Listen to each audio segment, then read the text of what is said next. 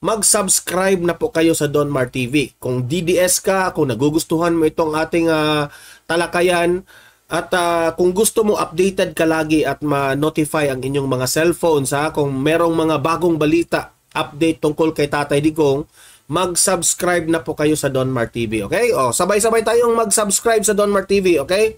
Sa mga hindi pa nakasubscribe, ready? Subscribe Don Mar TV, 1, 2, 3, go! Ayan, nakasubscribe na lahat? So, simulan na natin yung ating talakayan. Medyo interesting po itong ating pag-uusapan kasi alam mo naman na kung si Panelo na ang magsalita, kung si Panelo na ang kausap ni former President Duterte, ay meron talagang sense ang kanilang pinag-uusapan. At remember, itong mga taong to, si former President Duterte at itong si Attorney Panelo, kapag may plano ito na meron silang kakasuhan sa mga ganito, ganyan, hindi ito basta-basta itong mga taong ito na magsampa ng kaso sa isang tao. Okay? Meaning to say, bago nila yan gagawin, alam na nila na posible talaga silang mananalo. Okay? Because hindi po ito kagaya ng mga ibang politicians na kagaya ni na Castro. Kaso sila ng kaso sa mga Duterte, wala namang silang ebidensyang maipresenta. Kaya lagi silang natatalo. Charmaine Labitad, good afternoon po Sir Don Mar. Ayan, yung ating moderator. So, nakakatakot po ito kapag si Duterte na po at si Attorney Panelo ang magsasabi na meron silang galaw sa kanilang kalaban. Okay?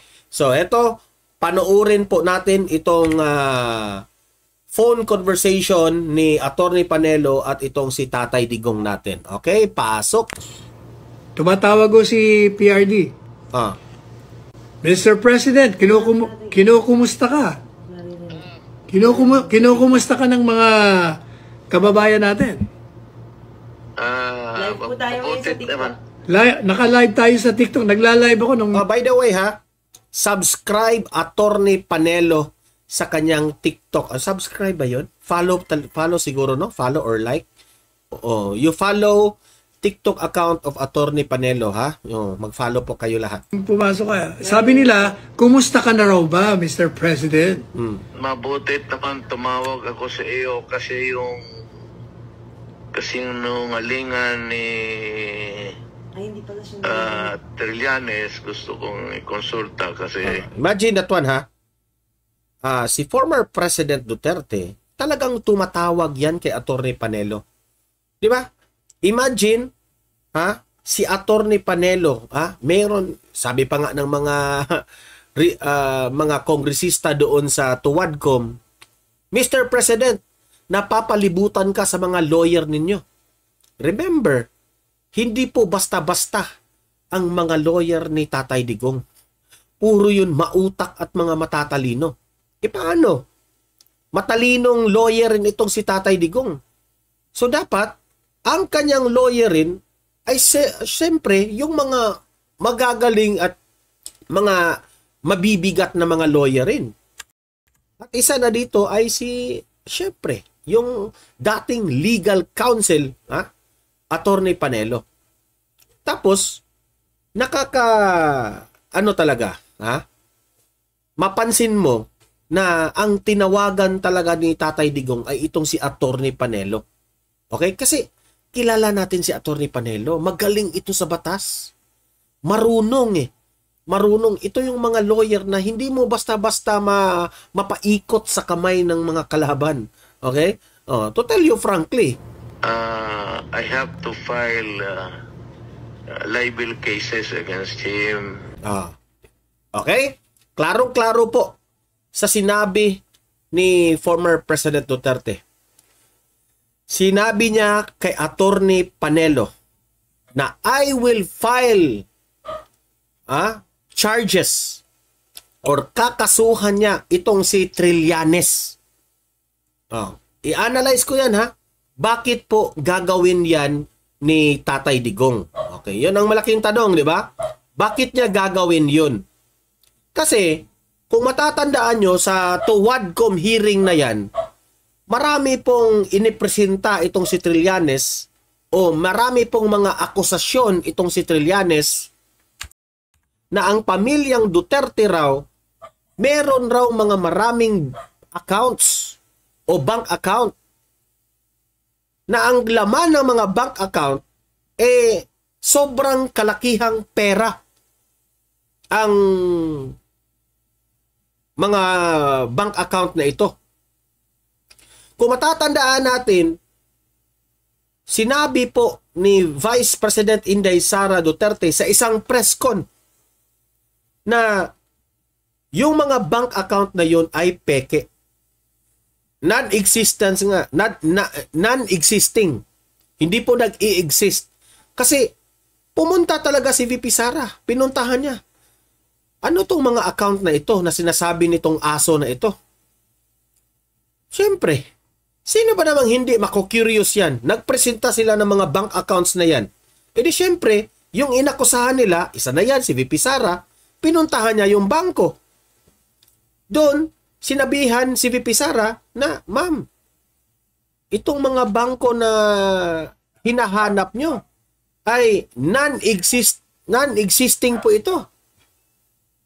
E di, si VP Sara, natuklasan niya na lahat ng mga sinasabi nitong asong si Trililing na ito ay gawa-gawa lamang. Di ba? Di ko nga maiintindihan na itong si dating Senator Trillanes tatakbo siyang vice presidente na gusto niyang makipagkaalyado dito kay Duterte. Nung time na si Duterte pa lang ay very popular na mayor sa Davao. Trillanes, kung ikaw po ay nag-aakusa dito na itong si Duterte ay merong kinaugnayan na ano raw, si Duterte raw ay isang durugista, kung ano-anong mga akusasyon mo, na si Duterte raw, nagagalit raw dito sa mga kompetensya niya sa pagtitinda ng mga bawal na gamot na ito. Oh, in the first place, Trillanes, kung totoo yung lahat ng mga sinasabi mong akusasyon laban kay Duterte, bakit ka gustong makipag-tandem kay Duterte noon sa 2016 election? Di ba? Yan ang nakapagtataka. Kung alam mo na marami pong korupsyon o marami pong mga illegal itong si Duterte, bakit mo gusto makipagkaalyado sa 2016 election sa kanya? Pero ang nangyari, nagalit itong si Trillanes. Nainsulto po itong si Trillanes kasi ang nangyari, ni-reject siya ni Duterte. Ayaw ni Duterte makipagkaalyado. Oh. Mike the Travelers, maraming salamat po sa 7.99 Australian dollars. Yung ating moderator. Maraming salamat, Mike. Sir Mike, maraming salamat po. Ayan. Amor Grandes Vlog. Hello. Ayan. Maraming salamat po, Mike the Travelers. Ayan. Si Mike the Travelers talaga ang nagpapakulay ngayon ng hapong ito. Ayan. Maraming salamat. Oh, meron na akong pang Noche Buena. Yan, dagdag sa Noche Buena this coming Pasko. Maraming salamat, Mike. Di ba? So, kayo, Trillanes, ito lang yung masasabi ko. Hindi mo inisip na bago ka nagbigay ng mga akusasyon na yan, pwede kang kakasuhan ni Duterte ng cyber libel. Cyber libel yun eh. Kung hindi po mapapatunayan ni Trillanes na totoo ang kanyang mga sinasabi, wala talaga. Makukulong talaga itong si Trillanes. Oy, Merciful Alferez, yung ating mayor ng mga moderators, nagpakulay rin. Ayan, hindi nagpatalo si Merciful Alferez. Maraming salamat po sa 10 Hong Kong dollars itong si Merciful Alferez. Ayan, yung ating mayor. Sorry, Sir Donmar, for being late. Good afternoon po, sir. It's okay, Ma'am Mercy. Alam ko namang you are a busy person. Oh, yan. Maraming salamat, Ma'am Mercy. pangdagdag Noche Buena na naman ito. Thank you, thank you, thank you. Mirna Magno, hello po. Yung ating moderator rin. Ayan. Thank you, thank you. Sabi ni, kindly like and share, subscribe. Sabi ni H. Liza, yung ating moderator rin. Oh. Okay? So, heto. Patuloy natin, okay? Libel cases against him. Ikaw mo yung abogado. So, para baka sabihin ng tao, totoo. Sabi ko na isang kapiting doon, wala. Oh, totoo yan. Alam niyo, pinapaliwanag ko ngayon dito sa TikTok ko ngayon na walang... Sabi ko nga kung totoo yan, I will ask my daughter to resign as Vice President. At yung anak ko, Mayor. Alam, sa totoo lang, mabigat yan. Bago magbitiw ng salita itong si former President Duterte na, VP Sara, mag-resign kayo. Lahat ng mga anak ko na nasa gobyerno ngayon, nakaposisyon,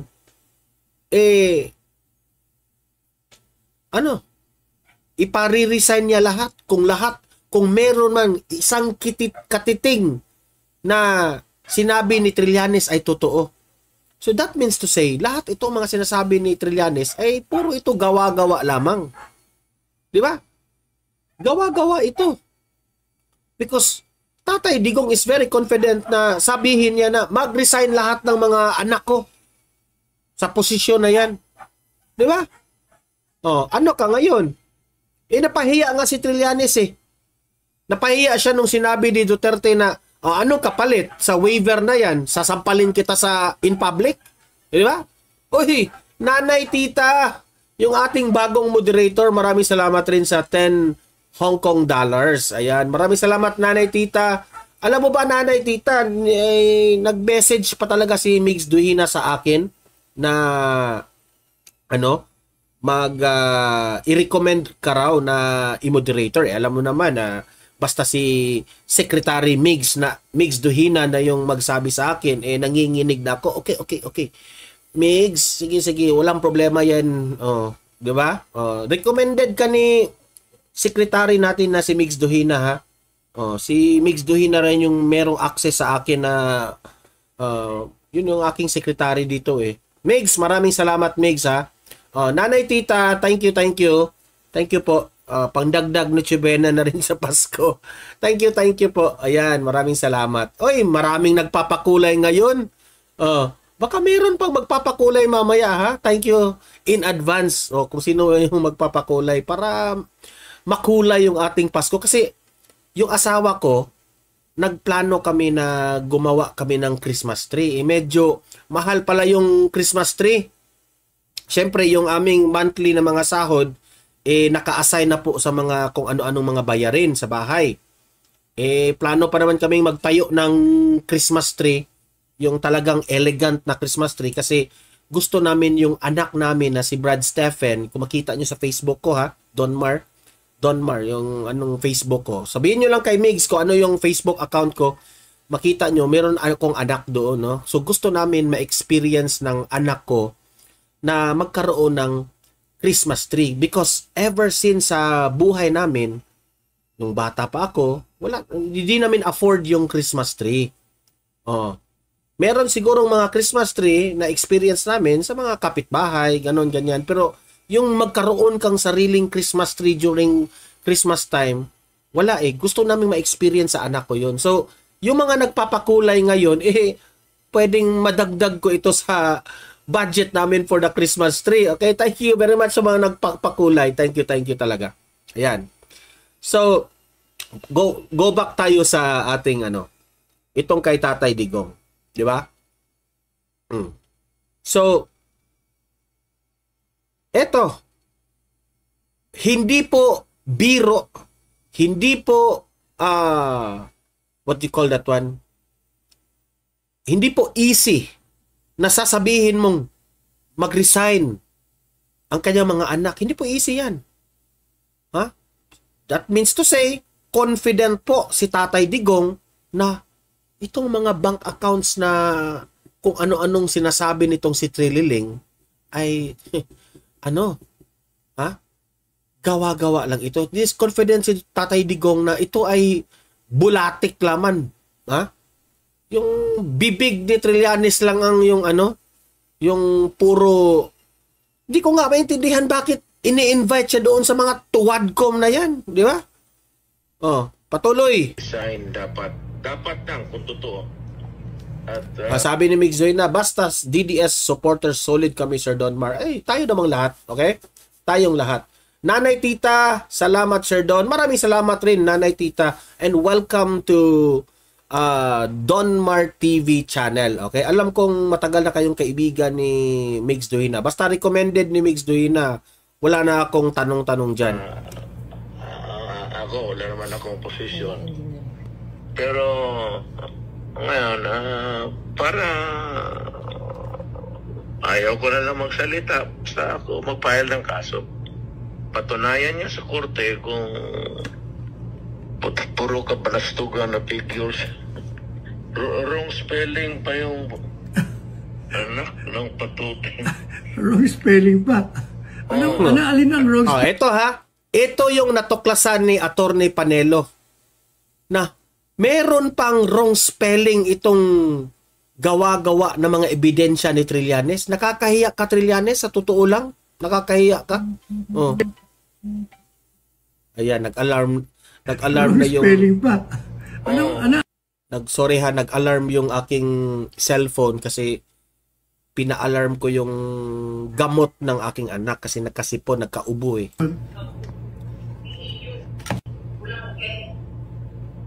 Yung kay Hanilet, kulang kay Paulo, kulang iyo. Wala. Anong Ano ba yan, Trillanes? Gumawa ka ng mga ebidensya? Gumawa ka ng kabalastugan? Wrong spelling pa yung mga nilagay mo dyan? Balita ko nga eh. Sabi ni Duterte dito, yung kay Hanilet na mga akusasyon mo sa asawa ni Tatay Digong, wrong spelling pa. Alam mo, Trillanes, mag-aral ka ng spelling. Ay, naku. gusto mong gawin ko?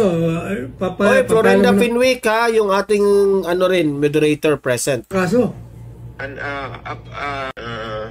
Sa iyo. Presidente Duterte, tayo. Facebook live ako ha. Naririnig ka ng tao. Ito totoo. Kaya nga pala, tinatanong nga pala nila, saan ka doon? Alas 2 na madaling araw pagkalis natin sa Kongreso. Alam mo, ito naghintay eh. Pero papaalis na rin. Pero teka muna, hindi ka na nagpunta hindi ka na nag-dinner? Kaya, biro mo ilang oras yun? 12 hours. Hindi lang 12 hours yun, 14. 14 hours. 14 kasi nag-umpisa tayo tapos tayo alas 2 sa madaling araw. Paano? Di 14. Imagine that one ha. Si Tatay Digong po nag-attend ng Tuwadcom hearing.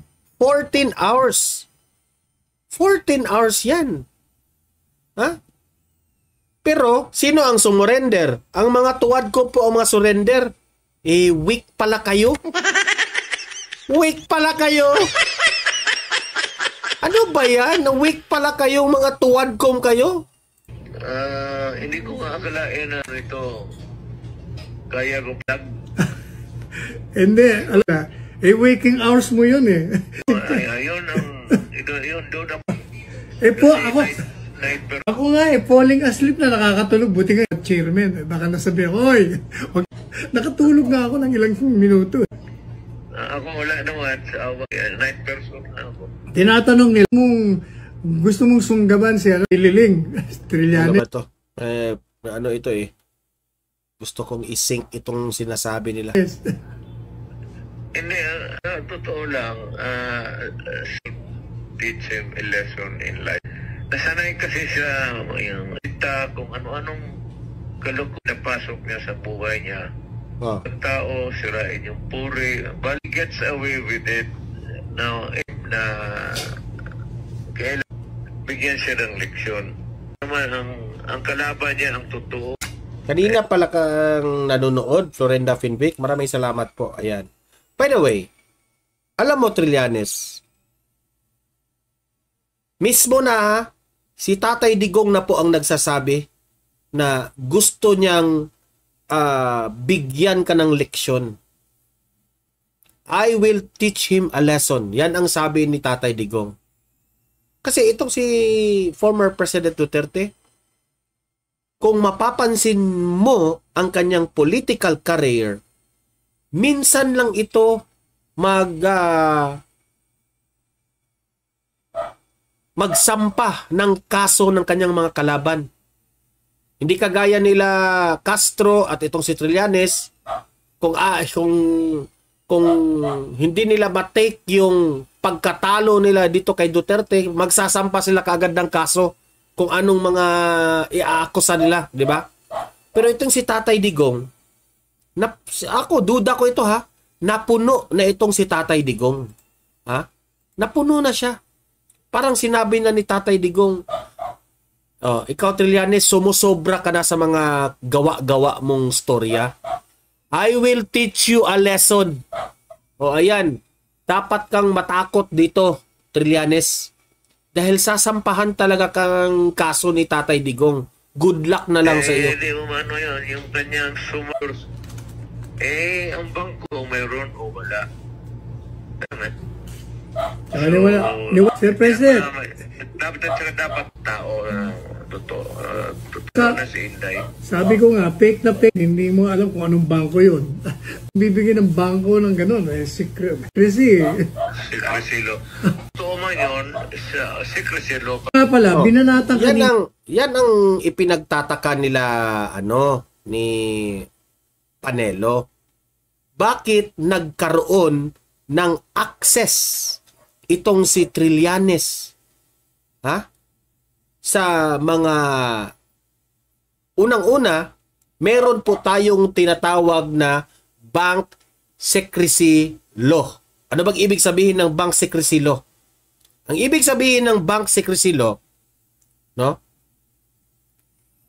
lahat tayo na meron tayong mga bank accounts, tayo lamang po ang makakaalam yan. Kung sino ang may-ari ng mga bank accounts na ito, tayo lang po. If we want to have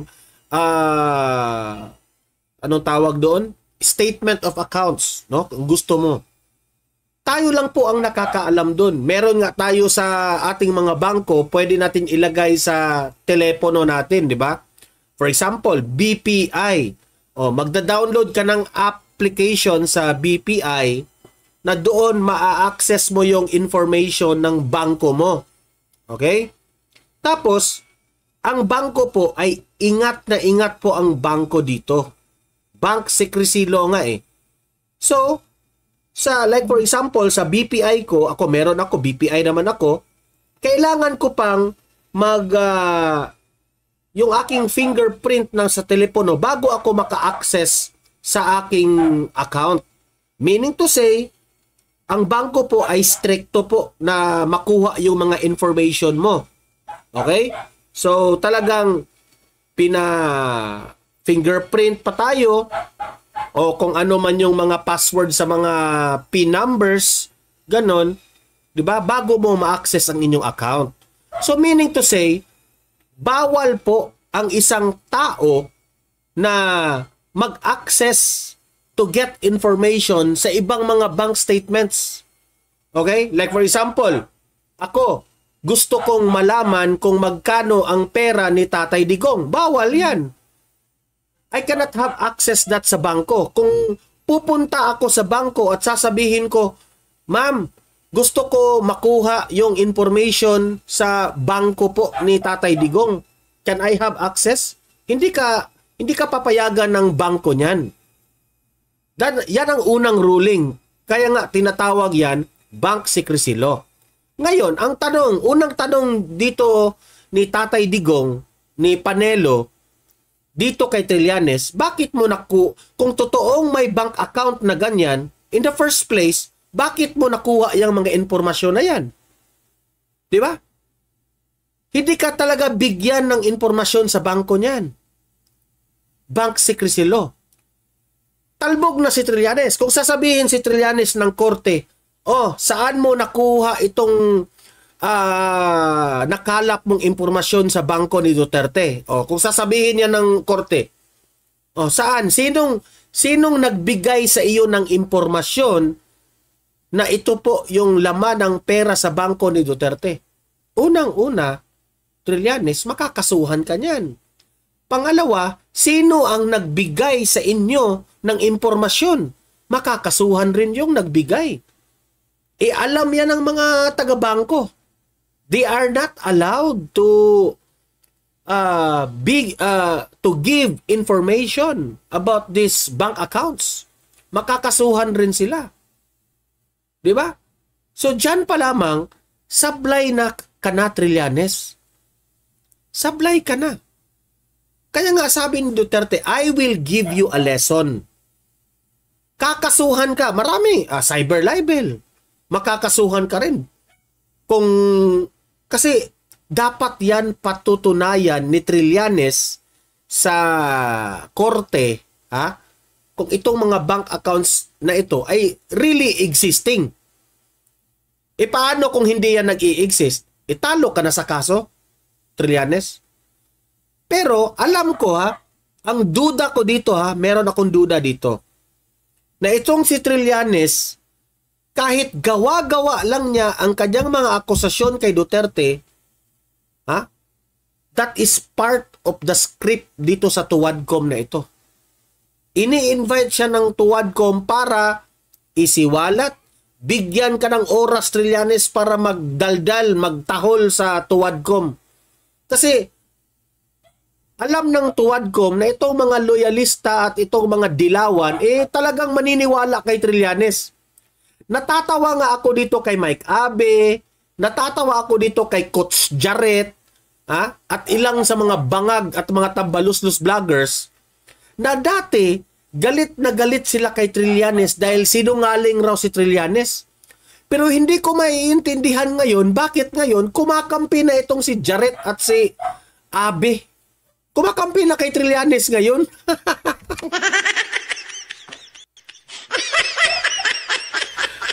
Jarrett, Jarrett, Abe, mga dilawan na rin kayo?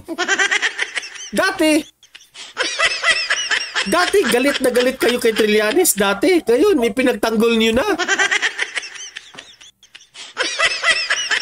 Itong mga vlogger na ito, na si Jarrett at itong si Mike Abe, ito yung mga vloggers na walang prinsipyo. Ano, pera-pera lang ba? May TF ba? Na para magdilawan na kayo? Hindi, nagtatanong lang kami. May TF ba kayo na vlogger? Kasi, alam mo, ako sa totoo lang, I will be forever DDS. Hindi na ako pupunta dyan sa iba pang kulay na yan.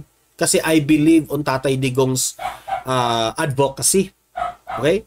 I'm not kagaya ng ibang vlogger dyan na walang prinsipyo for the views. Ika nga, sabi ni Banatbay, mayroong mga vlogger dyan for the views. Kasi walang mga prinsipyo sa totoo lang, sabi pa nga ni Banatbay, si Mike Tae at itong si Coach Jarrett, coach daw, pero wala namang laman yung kanyang argumento. Sa totoo lang, walang laman. Kayo ba? Nakakahiya po kayo kasi galit na galit sa mga previous yung mga nakaraang vlogs ninyo. Galit kayo kay Trillanes, pero ngayon kinakampihan nyo na. Di ba?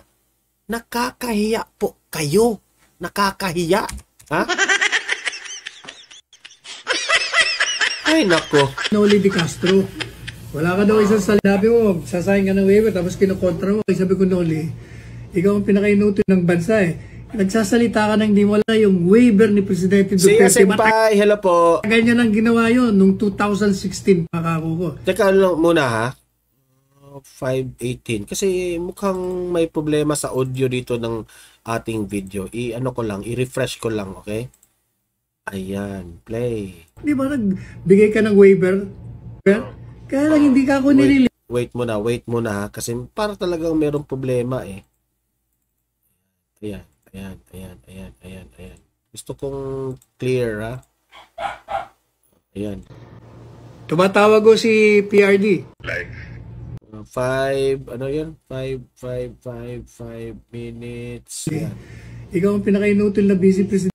Nagsasalita ka nang hindi mo alam. Alam mo ba ni Presidente Duterte, matagal niya nang ginawa ng 16 pa. Kinover mo pa nga kako ko. Bigay ka ng waiver. Tanda mo. Kaya lang hindi ka ako nirelease kasi joint account. Yung isa, kaya yung bangko, hindi nirelease. Pinarelease na pa rin. Ang laman ng 15 or 16,000 pesos. Hindi ba? Kaya walang yata. Kaya pa lang balik mo sa Davao. Bukas siguro, matulog pa ako. Pero bilib na bilib sa'yo lahat ng mga tao. Ayaw mo pa umuwi. Ayan. Basta gusto ko lang ito. Truth, one word. Ano ang dapat ilabas dahil kasi politika pasensya na ha, medyo yung audio at yung video natin hindi po synchronized, pasensya na po ha, pero mahalaga po na mapakinggan natin yung audio, okay? Pero especially in the kasi national. Teka muna, Presidente Duterte, ano tatakbong mayor? Alam mo ito lang, Sal.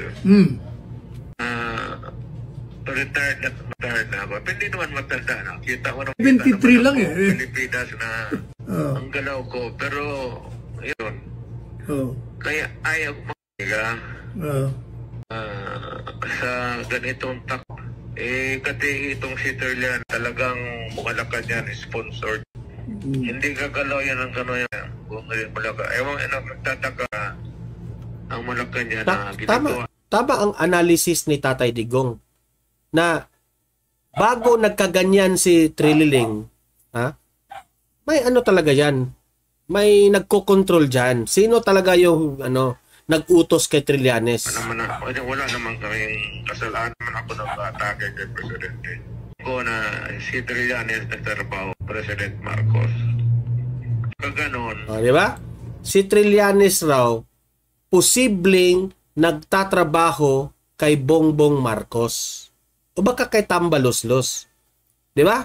Kasi bakit talagang binigyan siya ng pagkakataon doon? Alam niyo, sa totoo lang, far out yung kay Trillanes eh. Sabi ng Tuwadcom, mahigpit kami sa screening ng aming mga resource person at yung aming mga witnesses. Mahigpit kayo sa screening? Tapos, in-invite nyo si Trillanes? Ha? Are you sure sa mga pinagsasabi ninyo? Mapipilitan akong tatabang mayor. Araw, o talo, makikita ng ka. At kung ano ang what lies ahead in the future. Kailangan sige, pag hindi kawawa ka, magmukha kang tanga, kagaya wala kang, kung hayaan mo, totoo matatap ito na ganun ba, pero magduda talaga ng tao. Kaya dapat ang mismo, pati ang gobyerno magsabi. Hindi ko magsabi, hindi ko sila turuan. Isang nila kung anong totoo. May pera ako sa bangko.